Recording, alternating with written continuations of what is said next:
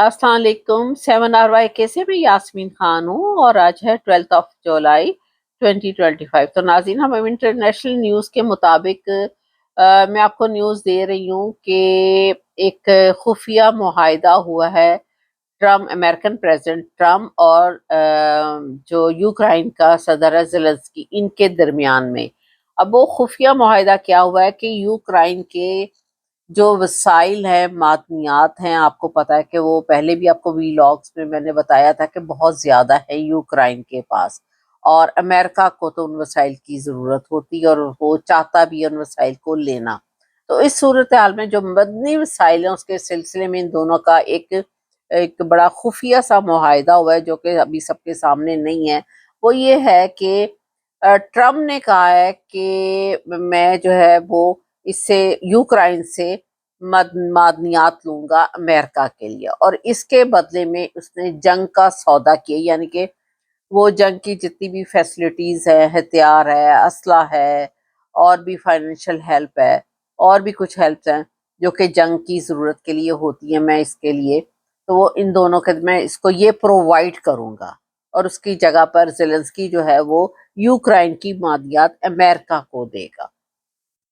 अब जेलेंस्की का कहना है कि या तो हमें बचा लो, नहीं तो रूस सब कुछ ले जाएगा। यानी कि जेलेंस्की जो है वो यूक्रेन जो है वो अकेला नहीं अब लड़ सकता। अकेला तो पहले भी नहीं लड़ रहा था, उसको पूरी अमेरिका की सपोर्ट थी, और अब जो है वो कहता है कि या तो हमें बचा लो, क्योंकि रूस जो है वो जबरदस्त किस्म के हमले कर रहा है उसके ऊपर, और उसने अभी जो है वो बहुत शदीद हमला किया है यूक्रेन के ऊपर, जो कि तारीख में बाकायदा उस हमले का जिक्र किया जाएगा और लिखा जाएगा, क्योंकि उसने बड़ा शदीद और बहुत ज्यादा मिसाइल्स के साथ और ड्रोन के साथ एक हमला किया। फिर उसके बाद अमेरिका को असल प्यूटन से जो है वो तय करने पड़ेंगे, क्योंकि असल शिकस्त जो है वो कह रहा है कि अवाम की हो रही है। आ, ये जेलेंस्की कह रहा है, जबकि ताकतवर मुल्क जो है वो सौदेबाजी कर रहे हैं, वो आपस में एक दूसरे के बेनिफिट देखते हुए सौदेबाजी कर रहे हैं। इसलिए अमेरिका अगर हमें कोई बचा सकता है तो वो इस वक्त सिर्फ अमेरिका बचा सकता है। तो ये जेलेंस्की का कहना है। फिर उसके बाद अमेरिका में आप देखें कि 4 बड़ी जंगें जो हैं वो इस वक्त कहा जा रहा है तो वो तैयार हो गई हैं। हालांकि आपको मैं हमेशा से वीलॉग में बताती आ रही थी कि जो ट्रम्प है उसका ज़हन जंगों की तरफ नहीं है, वो एक बिजनेसमैन आदमी है, लेकिन अभी जो है वो जंगों के अलावा बात ही नहीं कर रहा। वैसे वैसे कोशिश बहुत की थी कि रशिया और यूक्रेन की जंग को मैं ख़त्म करवाऊं और इनके दरमियान में सालिसी करवाऊं, सुलह करवा दूं, लेकिन काफ़ी देर तक टाइम भी 60 डेज का भी टाइम दिया, फिर दोनों के दरमियान में 2 हफ्ते का भी टाइम दिया, लेकिन वो जंग बंद नहीं हो सकी। कभी वो शुरू कर देता है और कभी रशिया कर देता है। तो इस सूरत हाल में जो है वो ट्रम्प रशिया से भी बेसिकली वो नाराज है बहुत ज्यादा। और अभी जो मैं आपके साथ जिक्र कर रही हूँ कि अमेरिका जो है वो 4 बड़ी जंगों के लिए तैयार है, उसमें ट्रम्प का आलमी एजेंडा जो है, उसका इंटरनेशनल एजेंडा जो है वो ओपन हो चुका है, बेनकाब हो चुका है। वो क्या है कि ट्रम्प के दौर में 4 बड़ी जंगों के हालात पैदा हो चुके हैं। इनमें आ जाता है नंबर 1 यूक्रेन, ताइवान, फिर उसके बाद ईरान, गजा, इवन के यमन समेत भी किसी भी वक्त जो है इन कंट्रीज में आपस में जंग छिड़ सकती है, जो हालात अभी पैदा हो चुके हैं। अभी तो मैंने आपको कल के वीलॉग में स्पेशल बताया था कि ईरान के साथ जो है इसराइल फिर तैयारी कर रहा है और मुकम्मल तैयार है जंग करने के लिए। उधर से वैसे ईरान भी तैयार है, ईरान भी नहीं आराम से बैठा हुआ, उसने भी अपनी मुकम्मल तैयारी की हुई है। फिर उसके बाद अमेरिकन इस्टेब्लिशमेंट के बाद ट्रम्प जो है वो जंगी पॉलिसीज पर अब अमल कर रहा है, यानी कि अमेरिकन इस्टेब्लिशमेंट के बाद मैं बात कर रही हूँ, क्योंकि हमें हर कंट्री में एस्टेब्लिशमेंट का बहुत ज़्यादा हाथ होता है हर चीज़ में। इवन कि आप पाकिस्तान में ही देख लेंगे, पाकिस्तान में एस्टेब्लिशमेंट का किस कदर हाथ है, वो ही हुकूमत बेसिकली कर रही है। लेकिन एक अमेरिका है ऐसी कंट्री जहाँ पर कि अभी बस सिर्फ सेकंड टाइम हुआ है कि ट्रम्प के टाइम में एस्टेब्लिशमेंट हुकूमत नहीं कर रही, बेसिकली ट्रम्प ने जीता है और ट्रम्प ही हुकूमत कर रहा है। बल्कि ट्रम्प तो आप यूँ कहे खाली अमेरिका में नहीं, पूरी दुनिया पर हुकूमत कर रहा है, पूरी दुनिया में इसके हुक्म चल रहे हैं, और पूरी दुनिया में जो है वो जो भी وہ ایگزیکٹو سائن کرتا ہے وہی ہو جاتا ہے اور وہی سارا کچھ ہو رہا ہے. تو اس کے بعد ٹرمپ کے بعد اس کی کہتے ہیں کہ اگر بیٹی یا کوئی اور بھی، پھر اس کے بعد کوئی صدر یا قریبی، ویسے تو جے ڈی جو وائس پریزیڈنٹ ہوتا ہے وہ اس کے بعد اس کے جو سائن ہوئے ہیں وہ جو الیکٹ ہوا ہے وہ جے ڈی وینس ہوا ہے تو وہ صدر بن سکتے ہیں. اب یہ تمام جو جنگی تمام عالمی ایجنڈے کا حصہ معلوم ہوتے ہیں کہ اب انہوں نے جو اس چیز کو یہاں تک سوچا ہے تو وہ ٹرمپ کے ساتھ کیا کرنا چاہتے ہیں. تو جو کہہ رہے ہیں کہ اس کے بعد فلانا صدر بن سکتا ہے، فلانا بن سکتا ہے، تو اس کا مطلب کہ پتہ نہیں عالمی ایجنڈا اب کہاں سے کہاں چیزوں کو لے کے جانا چاہ رہا ہے. پھر اس کے بعد جس کا انجام صرف تباہی ہے اور اس میں کے علاوہ کچھ بھی نہیں. اگر کچھ بھی ایسی جو آپ کو میں نے کنٹریز بتائی ہیں کہ تائیوان بھی ہے اور اس میں ایران بھی شامل ہے اور یوکرائن بھی ہے، غزہ بھی ہے، پھر اس کے بعد یمن بھی ہے، یہ ساری کنٹریز شامل ہے اور اگر ان کے درمیان میں جنگ ہو جاتی ہے تو یہ ساری تباہی اور کچھ بھی نہیں ہے.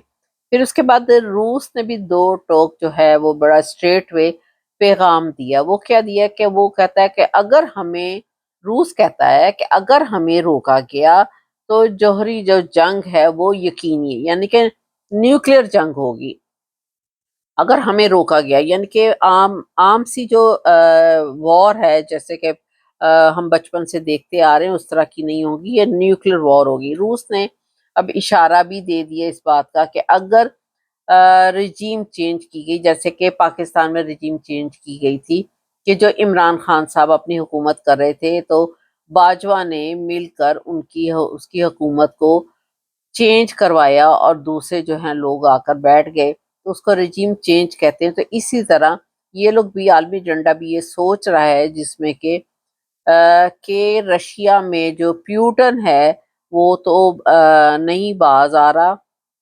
یوکرائن کو تباہ کرنے سے، تو کیوں نہ وہاں پر رجیم چینج کر دی جائے. تو اس صورتحال میں پیوٹن نے کہا ہے کہ اگر رجیم چینج کرنے کی کوشش کی گئی تو اس کے نتائج جو ہیں وہ بہت سنگین ہوں گے.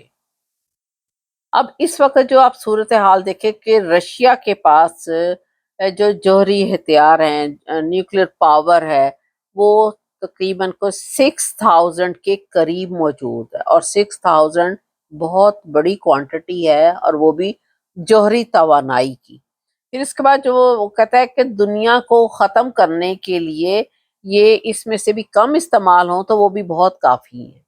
تو اس کا مطلب ہوا کہ 6000 تو بہت زیادہ ہو گئی. وہ کہتا ہے اس سے کم بھی ہم استعمال کریں تو پوری دنیا کو ہم ختم کر سکتے ہیں. تو رشیا تو پھر اس کا مطلب بہت طاقتور ہے، وہ ایمے نہیں اس کے ساتھ لڑ رہا اور وہ ابھی جو ہے وہ اس نے اپنا آمنا سامنا متھا بھی لگا لیا کس کے ساتھ، ٹرمپ کے ساتھ. اب روس اور امریکہ جو ہے یورپ کو ختم کرنے کی صلاحیت رکھتا ہے، یورپ اور اسرائیل کو بھی. ایون کہ روس جو ہے وہ، یعنی کہ امریکہ، اسرائیل اور یورپ تینوں کو ختم کرنے کی رشیا اکیلا صلاحیت رکھتا ہے. ابھی تو میں نے آپ کو بتایا ہے کہ اس کے پاس جو نیوکلیئر پاور ہے وہ 6000 سے ابو کی ہے. 6000 تو ہر صورت ہے تو وہ تو پھر اس کو ختم کر سکتا ہے اور وہ خود بھی یہ دعویٰ کر رہا ہے. اب روس کے مطابق اب معاملہ جو ہے وہ صرف دفاع کا نہیں ہے. رشیا نے کہا ہے کہ ہمارا جو معاملہ اب خالی اپنی کنٹری کے دفاع کا نہیں ہے بلکہ اب ہماری بقا کا بھی ہے، اس کو بھی وہ بقا میں بدل چکا ہے.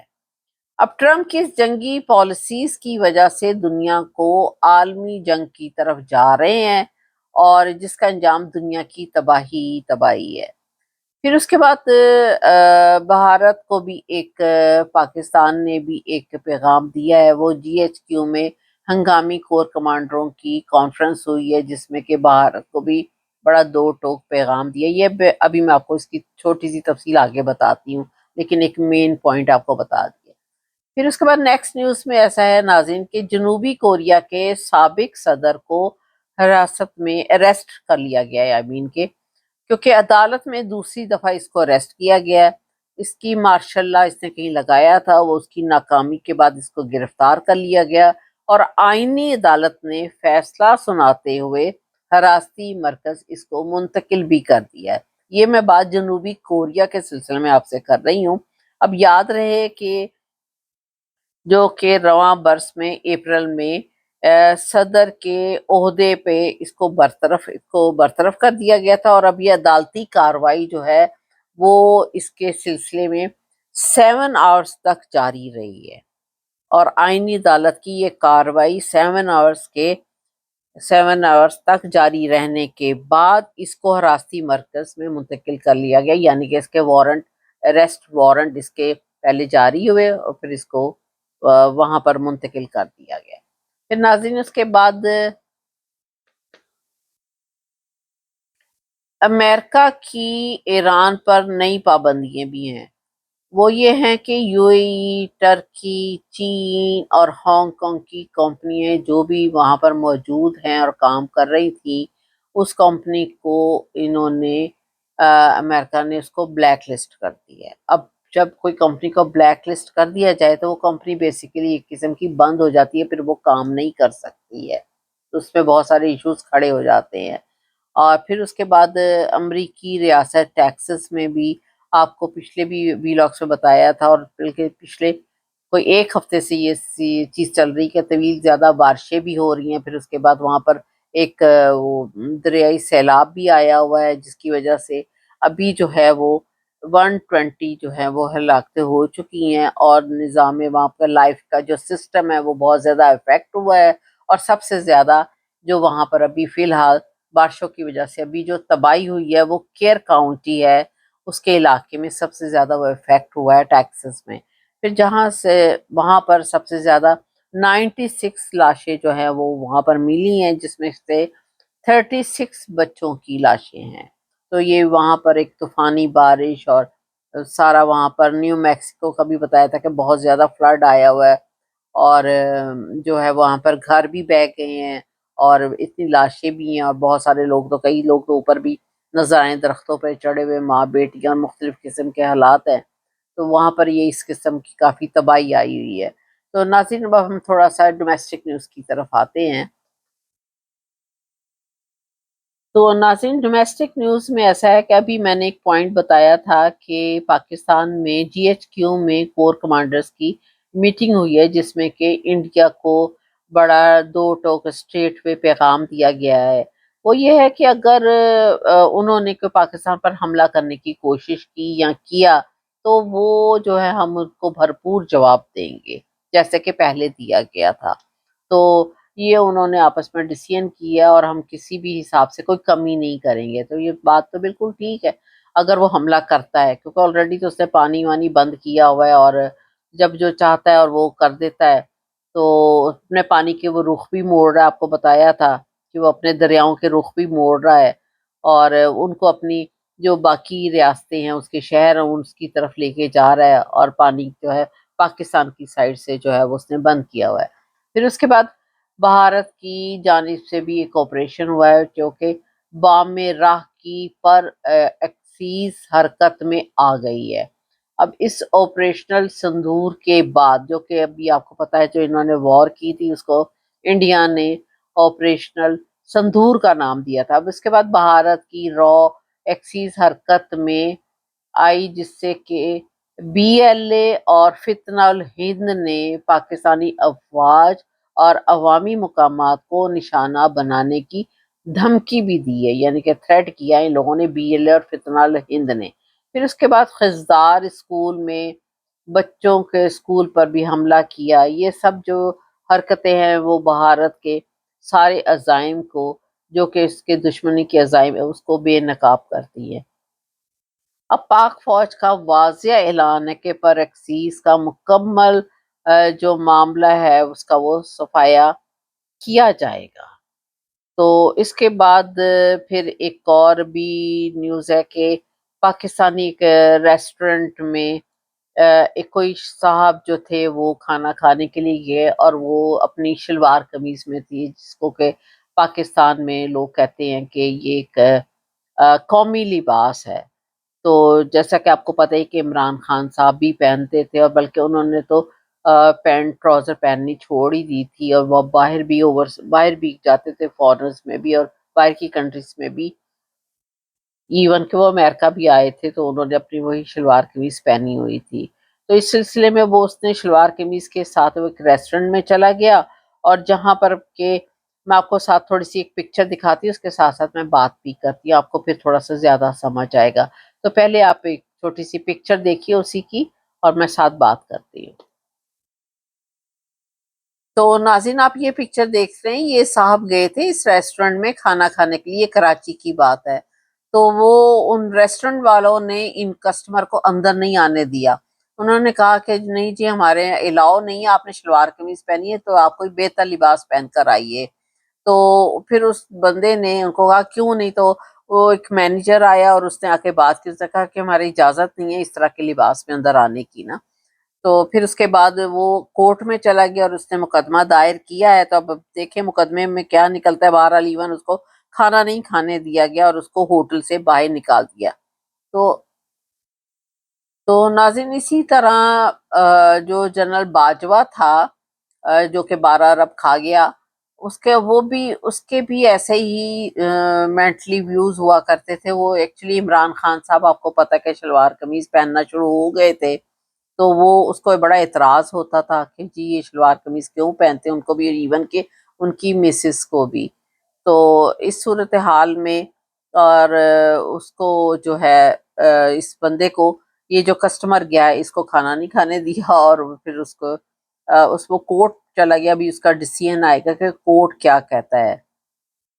تو یہ وہاں پر اس طرح کی صورتحال ہوئی ہے۔ تو اب ناظرین میرا چینل ہے جی 7RYK، تو اس کو ضرور سبسکرائب کیجیے گا، بیل کو ٹچ کیجیے گا اور شیئر بھی ضرور کیجیے گا۔ تھینک یو ویری مچ، خدا حافظ۔